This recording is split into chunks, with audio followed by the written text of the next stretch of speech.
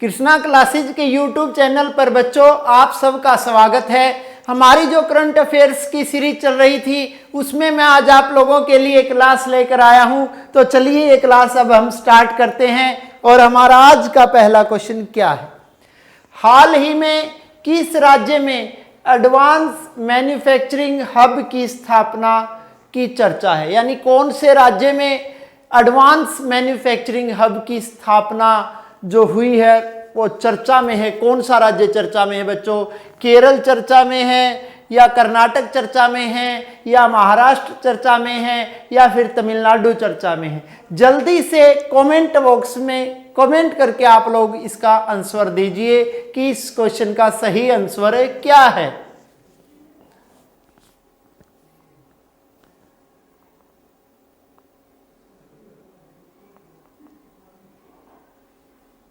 तो इस क्वेश्चन का हमारा सही आंसर है बच्चों तमिलनाडु।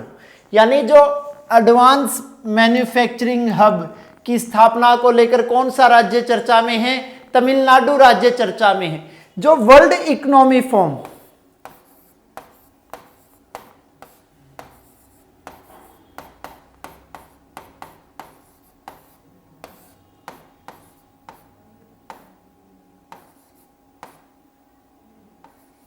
जो वर्ल्ड इकोनॉमी फोरम और इसके अलावा दूसरी एजेंसी गाइडेंस,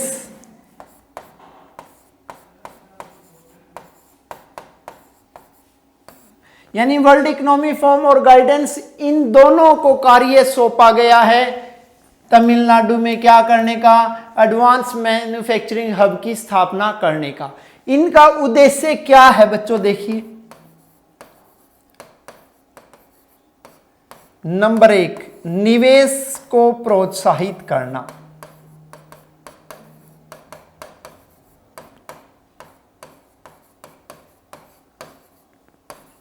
यानी अधिक से अधिक उद्योगपतियों को इस बात के लिए तैयार करना कि वो आए और अपना बिजनेस स्टार्ट करे। कहां पर आकर? तमिलनाडु में आकर अपना बिजनेस स्टार्ट करने, यानी निवेश को अपने राज्य में बढ़ावा दिलाना। दूसरा क्या उद्देश्य है? जो उन्नत विनिर्माण इकाइयों की स्थापना करना।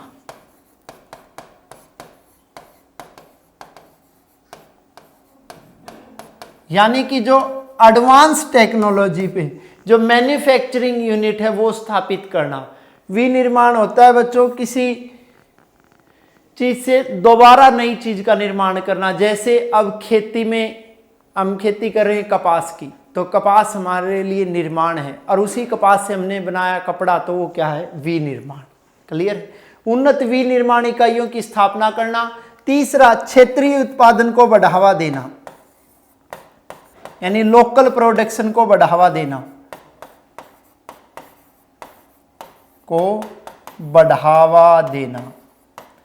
उसके अलावा जो चौथा काम है, विश्व की चौथी क्रांति की जिसे संज्ञा दी गई है उस पर जोर देना। और आप सबको पता है, घोषणा हो चुकी है, जो विश्व में चौथी क्रांति आएगी वो चौथी क्रांति किन चीजों को लेकर आएगी?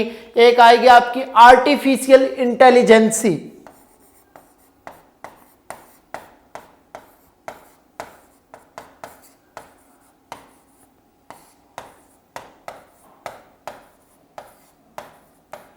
आर्टिफिशियल इंटेलिजेंसी यानी कि रोबोट में सोचने की, विचारने की, निर्णय लेने की जो क्षमता है उसे आर्टिफिशियल इंटेलिजेंसी कहा गया है। अगर आपको ध्यान हो तो मैंने इस पिछली क्लास में एक टॉपिक में इससे रिलेटेड एक क्वेश्चन करवाया था। आर्टिफिशियल इंटेलिजेंसी के क्षेत्र में विश्व में तीसरे नंबर पर उभर कर आ रहा है कौन सा देश? भारत। क्योंकि भारत दिन प्रतिदिन आर्टिफिशियल इंटेलिजेंसी का केंद्र बनते जा रहा है। इसके अलावा क्लाउड कंप्यूटिंग,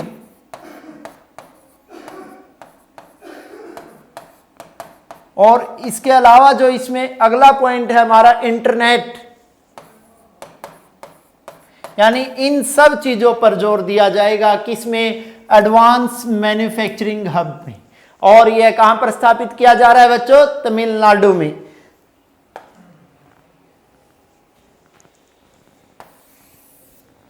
विनिर्माण को बढ़ावा देने के लिए ही स्थापित किया जा रहा है एडवांस मैन्युफैक्चरिंग हब। अब बात करते हैं अगला क्वेश्चन। हाल ही में सेरा और ग्रीन पीस इंडिया की रिपोर्ट के अनुसार 2018 की तुलना में 2019 में भारत में SO2 उत्सर्जन में कितने प्रतिशत की गिरावट दर्ज की गई? कितने प्रतिशत की जो गिरावट दर्ज की गई बच्चों? 4% की, 5% की, या 6% की, या फिर 7% की? जल्दी से कमेंट बॉक्स में कमेंट करके इसका आंसर बताइए।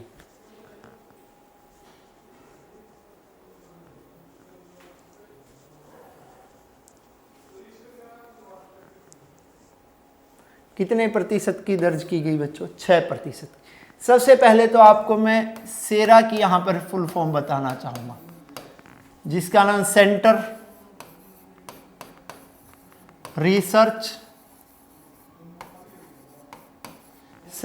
Research on energy clean air, जिसे शॉर्ट फॉर्म में हम लोगों ने क्या बोला? सेरा और ग्रीन पीस इंडिया। इन दोनों संस्थाओं ने मिलकर एक रिपोर्ट तैयार की है। किसके संबंध में? SO2 उत्सर्जन के संबंध में। और SO2 जो हमारे सांस लेने के लिए खतरनाक मानी जाती है, कि सांस की बीमारियों को बढ़ावा देती है।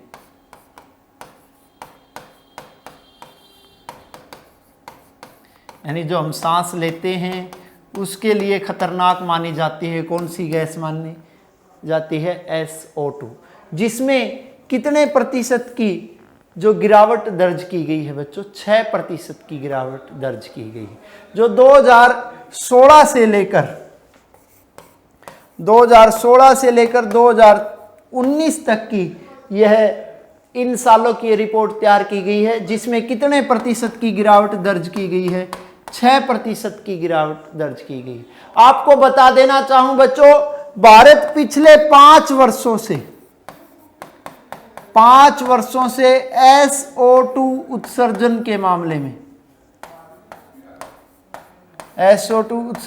मामले में कौन से स्थान पर है? पहले स्थान पर। यानी लगातार हम 5 वर्षों से SO2 उत्सर्जन के मामले में पहले स्थान पर बने हुए हैं। अब इसमें कुछ गिरावट दर्ज की गई है, और ये गिरावट कब दर्ज की गई है? 2019 में। यानी कि ये गिरावट कितने प्रतिशत है? 6%। अगर ये क्वेश्चन यूं आ जाए आपके सामने 6+ का या 6- का है, ये दोनों ऑप्शन है, तो हमारा सही ऑप्शन क्या होगा? -6%। यानी जो गिरावट है ऋणात्मक होती है, और ऋणात्मक यानी कम हुई है, तो कितने प्रतिशत कम हुई है बच्चों? 6% कम हुई। क्लियर है? ये देखिए, जैसा कि स्क्रीन पर दिखाया गया है, पहले स्थान पर कौन है? इंडिया। उसके बाद जो सेकंड पोजीशन है वो किसकी है? रूस की। थर्ड पोजीशन हमारे प्रतिद्वंदी चीन की। उसके बाद सऊदी अरब का नंबर आता है, फिर मैक्सिको का नंबर आता है, फिर ईरान, फिर साउथ अफ्रीका का नंबर आता है, फिर तुर्की का नंबर आता है, फिर USA का, फिर कजाकिस्तान, फिर यूक्रेन और फिर ऑस्ट्रेलिया। यानी मैंने आपको ये जो विश्व के वो देश है जो टॉप 10 की लिस्ट में आते हैं, किसके मामले में? SO2 उत्सर्जन के मामले में। और उन टॉप 10 में सबसे पहले नंबर पर हमारा देश कौन सा है? इंडिया। क्लियर है? अब बात करते हैं अगले क्वेश्चन। किसने एंटी रेडिएशन मिसाइल रुद्रम का सफल प्रशिक्षण किया? जो फिलहाल एक मिसाइल का प्रशिक्षण किया गया जिसका नाम है रुद्रम। तो हमें बताना है इस मिसाइल का जो सफल प्रशिक्षण कौन सी संस्था के द्वारा किया गया? इसरो के द्वारा किया गया, DRDO के द्वारा किया गया, ये दोनों संस्थाओं ने मिलकर किया, या इनमें से कोई नहीं? तो जल्दी से बच्चों कमेंट बॉक्स में कमेंट करके आप इस क्वेश्चन का सही जवाब मुझे बताएं कि इस क्वेश्चन का राइट आंसर क्या है।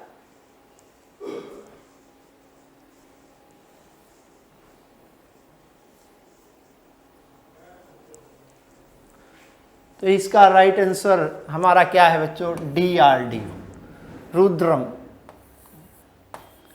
इसके नाम से भी पता लगता है।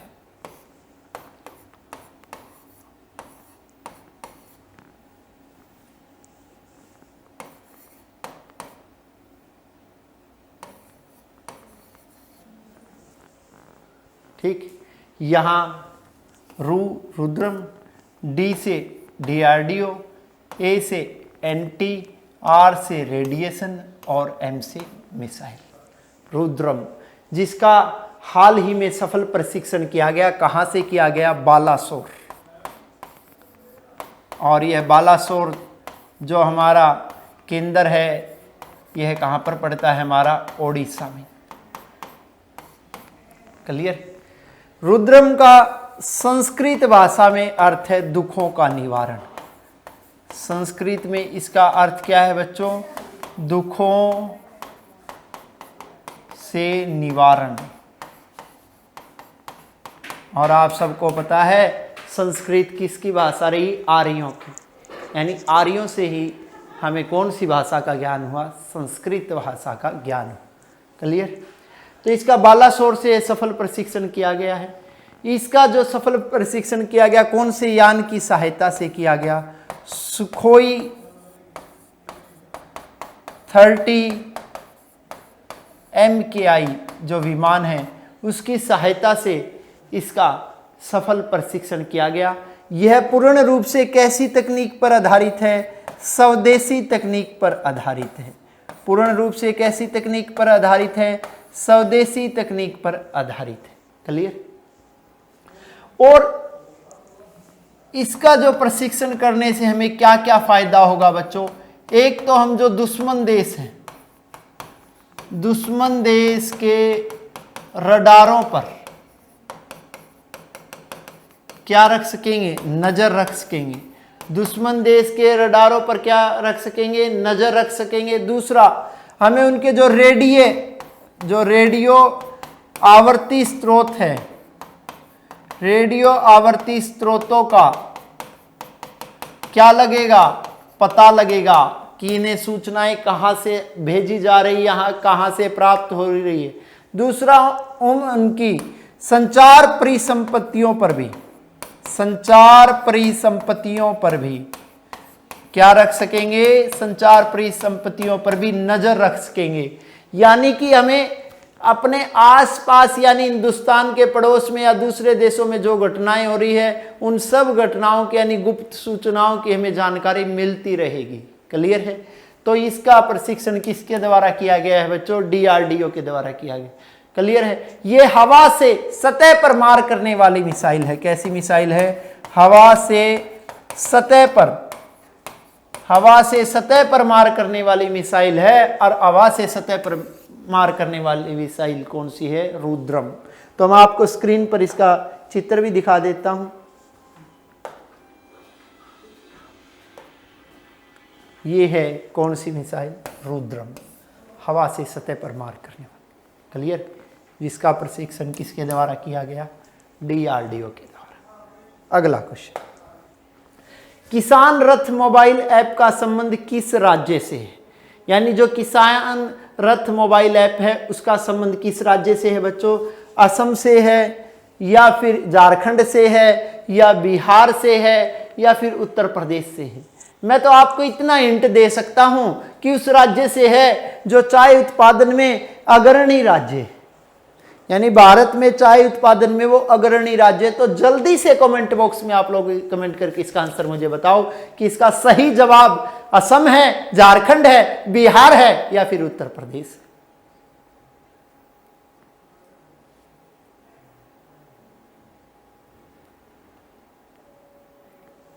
इसका हमारा सही जवाब क्या है बच्चों? असम। केंद्र सरकार ने किसानों की आय दुगना करने के लिए इस मोबाइल ऐप को लॉन्च किया था। कौन सी मोबाइल ऐप को? किसान रथ मोबाइल ऐप को। और इसी मोबाइल ऐप को सबसे पहले अपनाया है कौन से राज्य ने अपनाया है? असम राज्य ने अपनाया है। असम जिसकी राजधानी है दिसपुर। असम की राजधानी क्या है बच्चों? दिसपुर है। और बात करना चाहूं असम के मुख्यमंत्री की, तो असम के मुख्यमंत्री है सर्बानंद सोनोवाल। सर्बानंद सोनोवाल मुख्यमंत्री है। कहाँ के मुख्यमंत्री है? असम के। और चाय उत्पादन में भी हमारा अग्रणी राज्य कौन सा है? असम। इस मोबाइल ऐप से जो हमें कृषि उत्पाद है वह किसानों के कृषि उत्पाद क्या करने आसान हो जाएंगे? खरीदने और बेचने आसान हो जाएंगे। इससे किसानों को एमएसपी से ज्यादा भाव मिलने की संभावनाएं बढ़ जाएंगी। किसान आसानी से पता कर सकता है कि किस क्षेत्र में क्या भाव चल रहा है इस फसल का। क्लियर है? तो इसे अपनाने वाला राज्य कौन सा? असम। मैं आपको इसका चित्र भी दिखा देता हूं। ये है आपकी किसान रथ मोबाइल ऐप। क्लियर? अगला क्वेश्चन, किस राज्य सरकार ने अटल आदर्श विद्यालय खोलने की घोषणा की है? ऐसी कौन सी राज्य सरकार है जिसने अटल आदर्श विद्यालय खोलने की घोषणा की है? हिमाचल प्रदेश ने की है, या फिर हरियाणा ने की है, मध्य प्रदेश ने की है, या फिर उत्तराखंड ने की है? ये चारों ही ऐसे राज्य हैं जहां पर वर्तमान में बीजेपी की सरकार है। ये भी एक क्वेश्चन बनता है कि हिमाचल प्रदेश में किसकी सरकार है? बीजेपी की। हरियाणा में किसकी सरकार है? बीजेपी और जेजेपी की। मध्य प्रदेश में किसकी सरकार है? बीजेपी की। और उत्तराखंड में किसकी सरकार है? बीजेपी। तो इनमें से वो कौन सा राज्य है जिसने अटल आदर्श विद्यालय खोलने की घोषणा की है? जल्दी से कमेंट बॉक्स में कमेंट करके आप लोग इस क्वेश्चन का मुझे सही जवाब दें।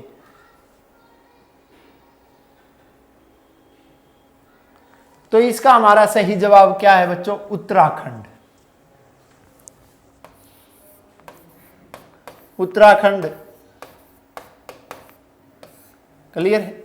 उत्तराखंड ने घोषणा की है कौन से विद्यालय खोलने की? अटल आदर्श विद्यालय खोलने की। जो ये अटल आदर्श विद्यालय खोले जाएंगे, इनमें दोनों माध्यमों में शिक्षा दी जाएगी, यानी दोनों मीडियम होंगे, दोनों माध्यम होंगे। दोनों माध्यम कौन से? हिंदी और इंग्लिश, यानी दोनों माध्यमों में शिक्षा दी जाएगी। और जो ये शिक्षा दी जाएगी ये कौन सी कक्षा से स्टार्ट की जाएगी बच्चों? 6 to +2, यानी 6ठी से जो 12वीं तक के विद्यार्थी है उनको यह शिक्षा दी जाएगी। क्लियर है? और प्रत्येक ब्लॉक में उन्होंने घोषणा की है कि प्रत्येक ब्लॉक में कितने स्कूल खोले जाएंगे? 2 स्कूल खोले जाएंगे। किसके अंतर्गत? अटल आदर्श विद्यालय योजना के अंतर्गत। और पूरे उत्तराखंड में कुल कितने स्कूल खोले जाएंगे? पूरे उत्तराखंड में कुल 174 स्कूल खोले जाएंगे। क्लियर है? और उत्तराखंड के जो मुख्यमंत्री है वो है त्रिवेंद्र सिंह रावत। और आप सबको पता है उत्तराखंड की जो राजधानी है, उत्तराखंड की राजधानी क्या है? देहरादून। और दूसरी राजधानी मैंने आपको पीछे एक करंट अफेयर्स की क्लास ली थी, उसमें मैंने उत्तराखंड की आपको 2 राजधानियां बताई थी, शीतकालीन और ग्रीष्मकालीन। दूसरी राजधानी आप जल्दी से कमेंट बॉक्स में कमेंट करके बताएं। ये आप लोगों के लिए आज का क्वेश्चन भी है। तो मैं तब तक आपको इसका मॉडल दिखा देता हूं। इस तरह के होंगे ये कौन से स्कूल? अटल आदर्श विद्यालय। क्लियर है? अगला क्वेश्चन, जॉर्डन के नए प्रधानमंत्री कौन नियुक्त किए गए? जो जॉर्डन देश है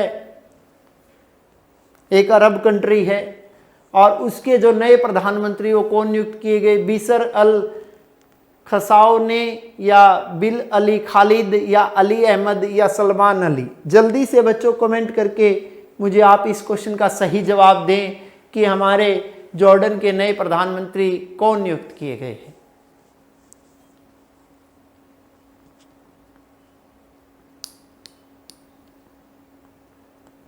कौन नियुक्त किए गए बच्चों? बिशर अल खसाने। ये बिशर अल खसाने नए प्रधानमंत्री बने हैं कौन से देश के? जॉर्डन। ये इससे पहले जो जॉर्डन के शाह बोल दो या राष्ट्रपति के मुख्य निजी सलाहकार थे। क्या थे भाई? मुख्य निजी सलाहकार थे। और जिन्हें वर्तमान में जॉर्डन का क्या नियुक्त कर दिया गया है? प्रधानमंत्री नियुक्त कर दिया गया है। और किसकी जगह नियुक्त किया गया है? उमर रजाज की जगह, यानी जो पूर्व प्रधानमंत्री, इनसे पहले जो पीएम थे वो कौन थे? उमर रजाज। उमर रजाज की जगह जॉर्डन के नए प्रधानमंत्री बने बिशर अल खसाउनी। क्लियर है? इसमें मैं आपके साथ और बातें करना चाहूं तो जॉर्डन की जो राजधानी है, जॉर्डन की राजधानी है अमान, और जो यहां पे मुद्रा है वो है जॉर्डियन दिनार। कौन सी मुद्रा है बच्चों? जॉर्डियन दिनार। आपको एक बात और सुन के प्रसन्नता होगी, हिंदुस्तान के मित्र इजराइल के लिए, हिंदुस्तान के मित्र इजराइल के लिए अपनी हवाई सीमा खोल दी है। और अपनी हवाई सीमा कौन से देश ने खोल दी है? जॉर्डन ने। और इस तरह जॉर्डन इजराइल के लिए हवाई सीमा खोलने वाला कौन सा अरब कंट्री बनी है? तीसरी अरब कंट्री बनी है, जबकि सबसे पहले खोल दी थी सऊदी अरब ने, उसके बाद खोली थी बहरीन ने, और अब किसने खोल दी है? अब खोल दी है जॉर्डन ने। क्लियर है? जो 2000 तो इन 3 देश हो गए, यानी तीसरा देश इस लिस्ट में कौन सा चुना है? जॉर्डन। एक और विचित्र बात मैं जो आप लोगों को बताना चाहूंगा, जॉर्डन भी उसी देश के अधीन रहा जिस देश के अधीन हमारा देश रहा था, यानी ये ब्रिटेन के अधीन रहा। किसके अधीन रहा? ब्रिटेन के अधीन रहा। ब्रिटेन की गुलामी से जो इन्हें आज़ादी मिली, ब्रिटेन की गुलामी से इन्हें कब आज़ादी मिली? 1946 में। कब आज़ादी मिली बच्चों? 1946 में। तो अब मैं आपके सामने स्क्रीन पर लेकर आ रहा हूं जॉर्डन के नवनियुक्त प्रधानमंत्री, यानी कौन है? बिशर अल खसाउनी। क्लियर है? तो बात करते हैं नेक्स्ट क्वेश्चन। आरबीआई ने नियम उल्लंघन के कारण निम्नलिखित में से किस देश से आने वाले एफडीआई पर प्रतिबंध लगाया है? भाई हमें बताना है कि कौन से देश से आने वाले एफडीआई पर प्रतिबंध लगाया है। हमारे ऑप्शन है मॉरिशस, सिंगापुर, जापान या फिर मलेशिया। जल्दी से कमेंट बॉक्स में इस क्वेश्चन का आप लोग सही जवाब दीजिए। तो हमारा इसका सही जवाब क्या है बच्चों? मॉरिशस। सबसे पहले तो हमें पता होना चाहिए एफडीआई क्या है। एफडीआई है बच्चों फॉरेन डायरेक्ट इन्वेस्टमेंट, जिसे हम बोलते हैं प्रत्यक्ष विदेशी निवेश।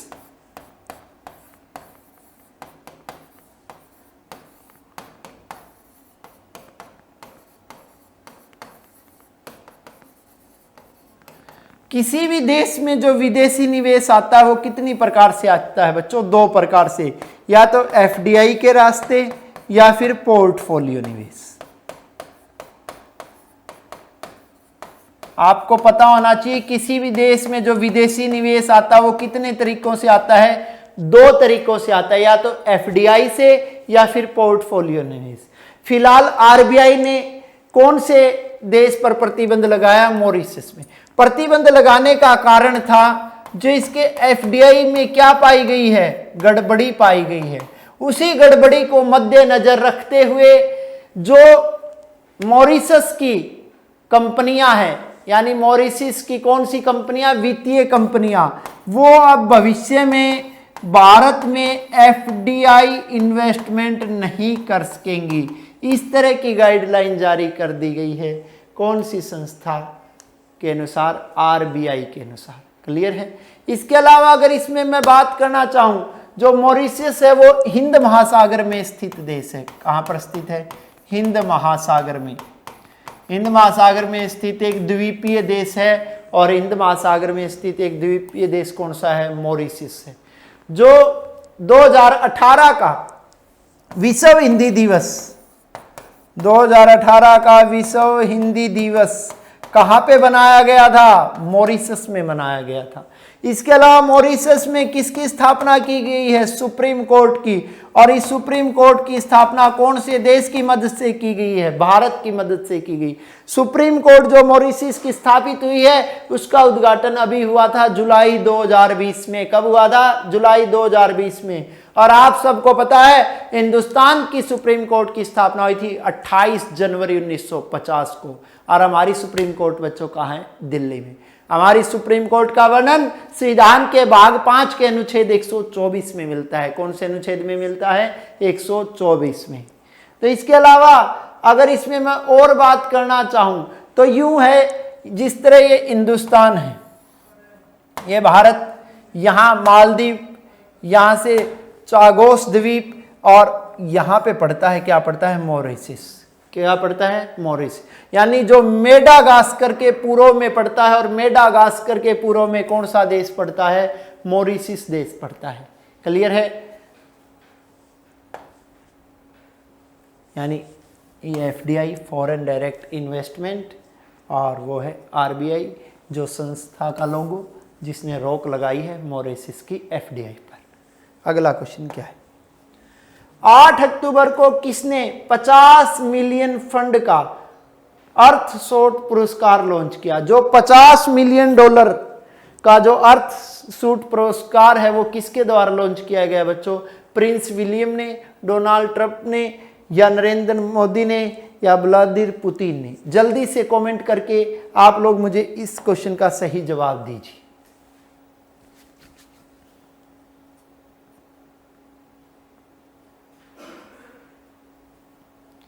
किसके द्वारा किया गया बच्चों? प्रिंस विलियम के द्वारा। यानी प्रिंस विलियम और एक संस्था है रॉयल फाउंडेशन।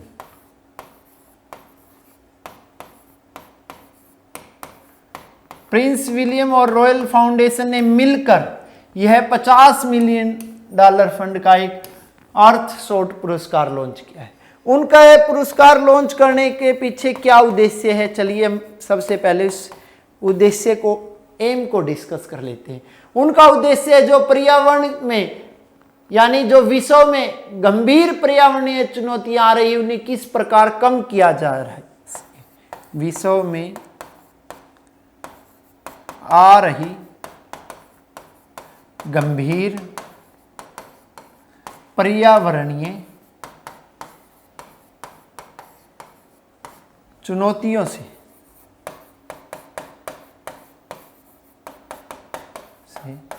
किस प्रकार निपटा जाए।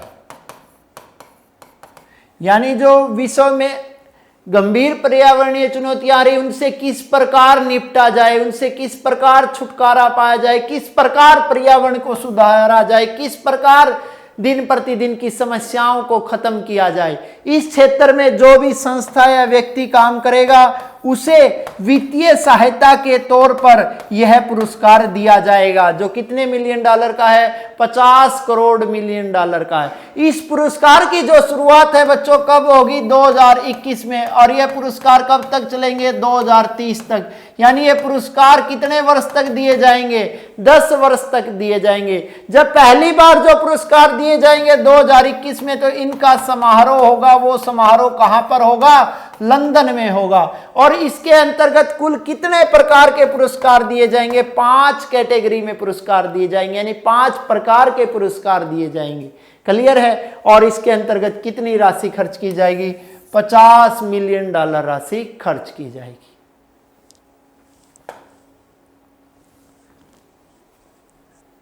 The Earth Suit Prize announced by the Prince William with the help of the Royal Foundation. Clear? अगला क्वेश्चन। हाल ही में केंद्रीय मंत्री रामविलास पासवान का निधन हो गया। उनका संबंध किस पार्टी से था? या पार्टी के साथ साथ आपको राज्य भी बताना है बच्चों, क्योंकि इस राज्य में अब चुनाव होने वाले हैं और एक महत्वपूर्ण नेता हिंदुस्तान ने खो दिया है। तो उसका संबंध कौन सी पार्टी से था? जल्दी से कमेंट बॉक्स में कमेंट करके इस क्वेश्चन का सही जवाब दीजिए।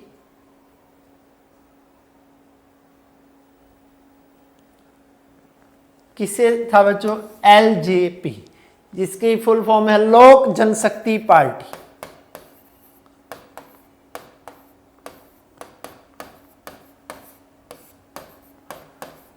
और उनका संबंध कौन से राज्य से था? बिहार से। कौन से राज्य से था? बिहार से। बिहार में इनका जो जन्म हुआ था वो हुआ था 5 जुलाई 1946 को। जो इनकी मृत्यु हुई वो आप सबको पता है 8 अक्टूबर 2020 को। क्लियर? ये लोकसभा के लिए कितनी बार चुने गए? ये लोकसभा के लिए कितनी बार चुने गए? 9 बार। जबकि राज्यसभा के लिए कितनी बार चुने गए बच्चों?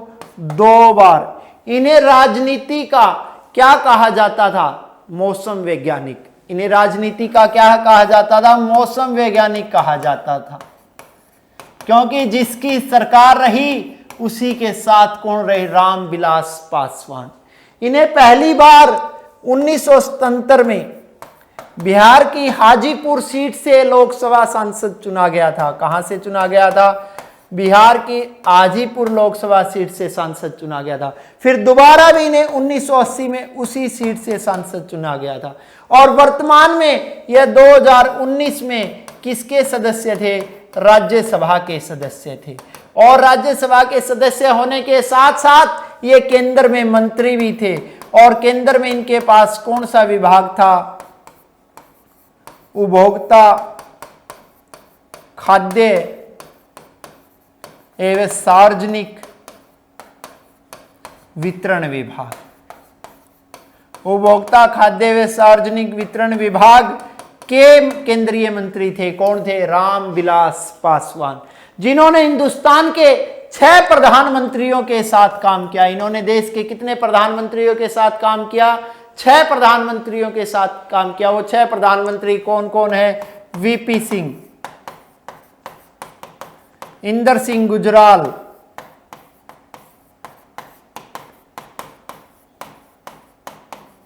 इंदर सिंह गुजराल जिसे हम शॉर्ट फॉर्म में बोल सकते हैं आई के गुजराल, HD देवगौड़ा, अटल बिहारी वाजपेयी,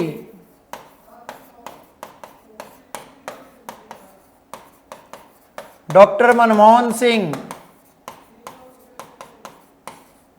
और उसके अलावा नरेंद्र मोदी।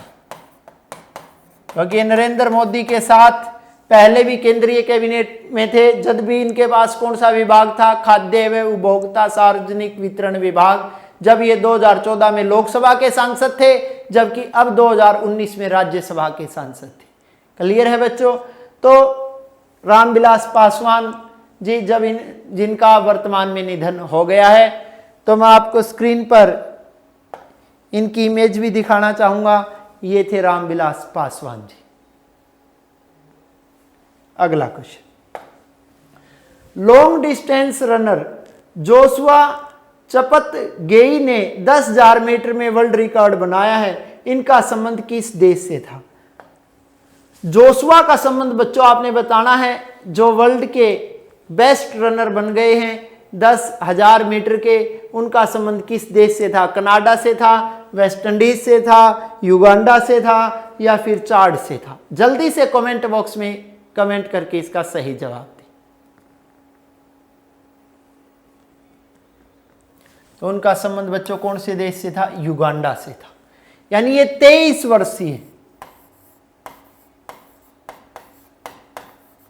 वर्षीय जोशुआ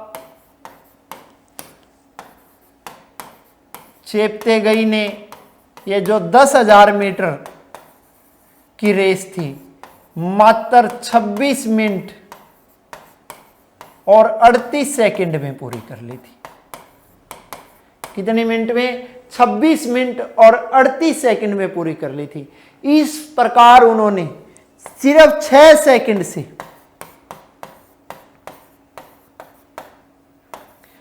सिर्फ 6 सेकंड से 9 साल पुराना क्या तोड़ दिया? एक रिकॉर्ड तोड़ दिया। और वो रिकॉर्ड कौन से देश के खिलाड़ी के नाम था? केनिया के खिलाड़ी के नाम था। कौन से देश के खिलाड़ी के नाम था? केनिया के खिलाड़ी के नाम था, जिनका नाम था लियोनार्ड कोमोन।